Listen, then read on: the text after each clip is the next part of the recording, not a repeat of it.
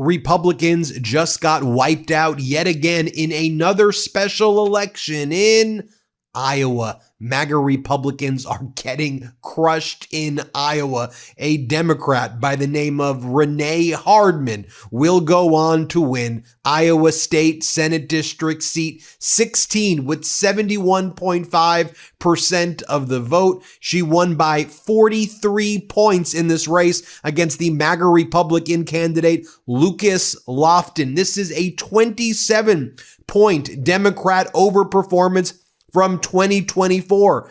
Kamala Harris won this district by 16. Now, Hardman's victory has major implications in the legislature as well. It blocks a GOP supermajority, and it makes history as the first Black woman elected to the Iowa State Senate. Now, this follows other big Democratic wins during special elections. You will recall back in January, Mike Zimmer flipped a plus 21 Donald Trump seat, and Zimmer went on to win that special election. That was a flip. Then there was another flip, you'll recall, back a few months ago, where Democrat Caitlin Dray flipped Iowa's Senate District 1, a district that Donald Trump won by 11.5 points in 2024. She defeated Republican Christopher Proschk in a landslide special election,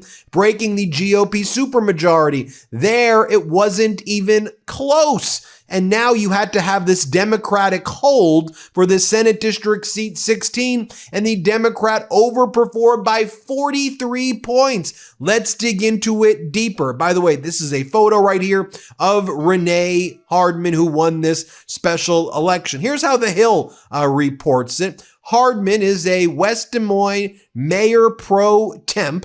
She defeated Republican Lucas Lofton to fill the seat that has been vacant since State Senator Claire Celsey died in October. With Hardman's win, Iowa Democrats are closing out the year strong. Back in January, Democrat Mike Zimmer flipped the Iowa State Senate District that had overwhelmingly voted for Trump in 2024. Back in August, Caitlin Dray flipped another open state Senate seat, breaking the GOP supermajority then. Her win is also the last in a string of notable victories for the party nationwide. Democrats most recently saw success in a special election for a state Senate seat in Kentucky. Prior to that, the party overperformed in a special election in Tennessee, and Democrats had a better than expected election in November, a blue tsunami, when they overwhelmingly won the governor's mansions in New Jersey and Virginia, the mayor's office in New York City, and a number of other notable down ballot races. Take a look at this chart that Chris Cillizza previously posted. So far in 2025, Democrats flipped 25 GOP-held state legislative seats. 25 flips for the Democrats, whereas Republicans flipped 0 Democratic-held seats. This is via the down ballot. Let's dig deeper. Now, what do you think that the Democratic victor, Renee Hardman, was running on? Kitchen table issues, okay? She was running on issues of affordability. She was running on issues of health care. She was running on issues that matter to the American people, while the MAGAs are talking about bathrooms and peepees and duties and vaginas and what and this bathroom and that bathroom and trans this and da-da-da-da-da and trying to harm marginalized communities. Renee Hardman has always been someone who's talked about making West Des Moines, just in general, a more inclusive place, bringing people together, attracting visitors, openness, diversity, inclusion, empathy, love, fighting for people, good health, good wages, good jobs, safe roads, like the things that people are actually talking about. Let me share with you this clip right here. Here is a video of Renee Hardman when she was a West Des Moines City Councilwoman, and here she is talking about just her platform in general and the types of things that she focuses on. Here, play this clip. How do we create a state that allows folks to thrive and live, earn good livable wages, provide for their families, and protect public education? I'm just going to go up there and I'm going to be authentically Renee.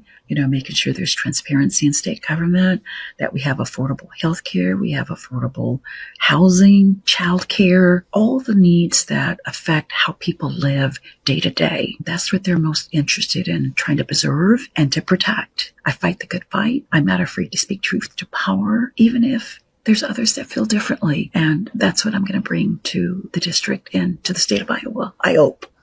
Now, I'll share with you when Mike Zimmer flipped that plus 21 Trump seat. Here's what he was talking about, what his focus was. This interview was back in February, but he flipped that seat at the end of January. Remember, we were covering it here on the Midas Touch Network, and we said, pay attention to what's going on in Iowa. Here, play this clip right here. But in Iowa, Mike Zimmer asked voters if they wanted better public schools for his community. Voters said yes. So joining us now is the former teacher, coach, principal, school board president, and Iowa State Senator-elect Mike Zimmer. He will be sworn in on Monday. Mike, welcome to the show. Congratulations on your victory, and thank you for joining us tonight. Allie, thanks for having me on. Pretty back to basics campaign. You were talking to people about what you believed they cared about most and something you had experience in. Tell me a bit about how this campaign went, considering that it was in the shadow of the sort of one of the most important campaigns we've ever seen in this country. Well, it's always interesting to run a campaign in Iowa in the middle of the winter in January when it's 10 degrees out. But when we made the decision to run, we had a lot of support. And quite frankly, I had no idea how to run a campaign. And without the support of the Democratic Party Chair Rita Hart and Minority Senate Leader Janice Weiner, they sent over some support. Tyler Redenbaugh basically coordinated the campaign, and it was just back to basics. It was door knocking. It was phone calls. It was postcard writing. And then every opportunity that I had to answer questions from our local newspapers or to conduct interviews with our local television stations, I took advantage of those. Now, I want to also point out that the Democrats have two really incredible candidates who are running to become the next United States senators from Iowa. I want to remind you of this race because you have MAGA Republican Senator Joni Ernst, MAGA through and through. Remember the lady who said, who cares if we take away your Medicaid and Medicare and Affordable Care Act? Who cares if we take away your health care? You are going to die no matter what. So let us make you die sooner. That's what MAGA Republicans, when they're not talking about peepees and vaginas and duties and whatever, they're talking bathrooms and whatever the hell they want to talk about, eating at dogs and cats, right? When they want to distract and divide us and try to make us weaker when we're not shoulder to shoulder. That's what MAGA is. She was up there at a town hall. Remember this town hall back on May 30th, 2025? Thereafter, she announced that she would be resigning after her term ends. She's no longer going to be a United States senator. But this is the Republican platform in Iowa, y'all. It is, you're going to die. No matter what, someday you will die. So let's kill you sooner. That's what the Republican platform is. Play this clip. So when you are arguing about illegals that are receiving Medicaid benefits, 1.4 million, 1.4, they are not eligible. So they will be coming off. So people are not, well, we all are going to die. So for heaven's sakes, folks, okay. True self-reliance starts with taking control of your own health. Armor Colostrum is nature's original solution. Colostrum is packed with over 400 bioactive nutrients that fortify gut health and strengthen immune health to build resilience at the cellular level.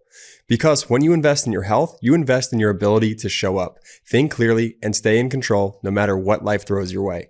Today's environment is filled with toxins, processed foods, modern stressors, and immune disruptors. Nourish your microbiome and strengthen your barriers to support your immune health. Armra Colostrum is your secret to feeling strong, vibrant, and confident again. Not seeing results with your current routine? Colostrum is packed with 400 plus bioactive nutrients that work like a blueprint for your body, promoting your cells' natural renewal processes to support skin, hair, gut health, metabolism, immune health, lean muscle, and whole body vitality. Strengthen your gut integrity and support healthy fat metabolism to empower your body with the blueprint to revitalize health from the inside out. We've worked out a special offer for my audience. Receive 30% off your first subscription order. Go to armra.com/Midas or enter Midas to get 30% off your first subscription order. That's ARMRA.com/Midas. So, who's filling in for Joni Ernst? Who is the lead candidate for the Republican Senate? The race was for a state legislative seat in a district that mirrors the broader Iowa electorate almost exactly. Not a blue enclave, not a college town with unusual demographics. A regular Iowa district that should have been comfortable territory for any Republican running in a state Trump won by double digits. The Democrat won by 8 points. That is a 21-point swing from the presidential result. In electoral math, a swing of that size does not happen by accident, and it does not stay contained to one race in one state. It is a measurement of a broader mood, and the mood it is measuring in Iowa right now is not friendly to the party currently running Washington. The issues that drove the result were not subtle, and they were not hard to identify. Medicaid cuts are the top of the list. Iowa has a substantial rural population that depends heavily on Medicaid for basic health care. When congressional Republicans pushed through $700 billion in Medicaid reductions as part of Trump's big, beautiful bill, the reaction in districts like this one was not abstract concern. It was personal fear. Voters in rural Iowa are not wealthy. They are farmers, small business owners, service workers, people who live one serious illness away from financial catastrophe. Medicaid is not a government handout to them. It is the difference between getting treated and going without. When that protection gets cut by hundreds of billions of dollars, voters notice and they remember on election day. The agricultural dimension made the situation considerably worse for Republicans. Iowa is farm country.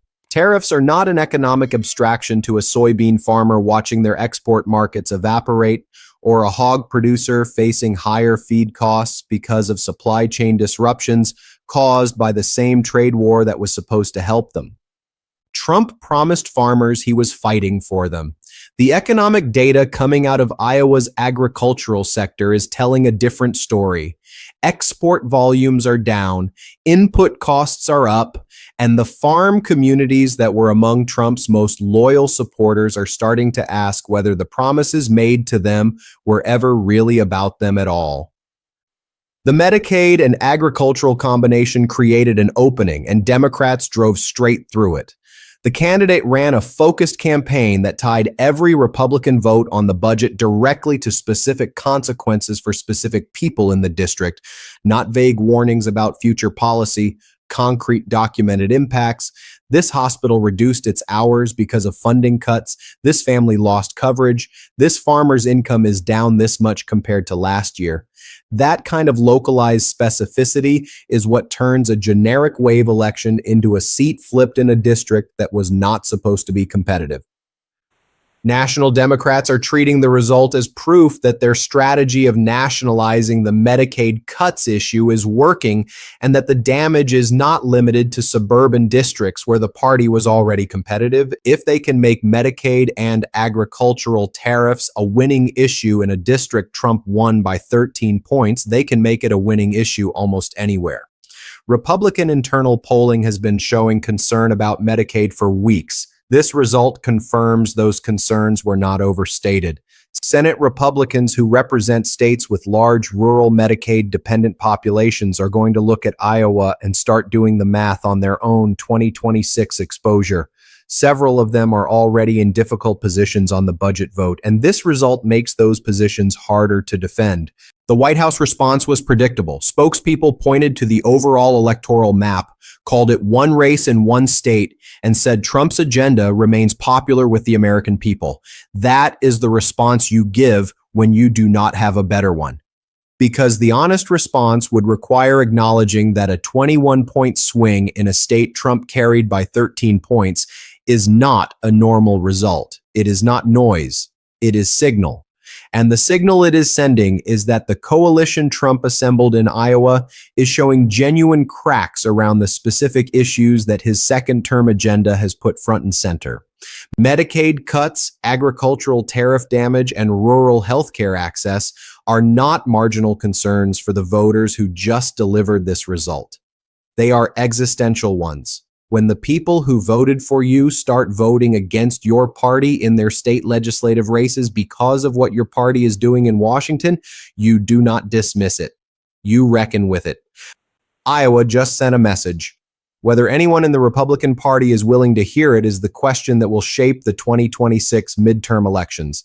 Drop a comment and tell me what you think.